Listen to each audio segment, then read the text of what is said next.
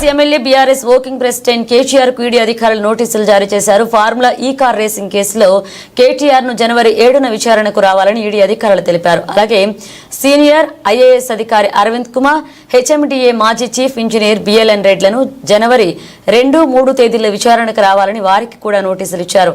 Formula ఈ car racing కేసును ACB నమోదు చేసిన ఎఫ్ఐఆర్ ఆధారంగా PMLA చట్టం కింద ఈడీ విచారణ చేపట్టింది.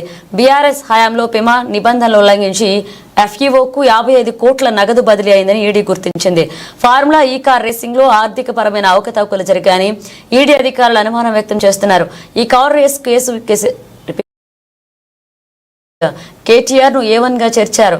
గత ప్రభుత్వంలో మున్సిపల్ అడ్మినిస్ట్రేషన్ ప్రిన్సిపల్ సెక్రటరీగా పనిచేసిన ఐఏఎస్ అధికారి అరవింద్ కుమార్ ను A2 గా చేశారు.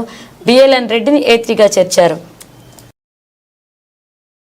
తణుకు మండలం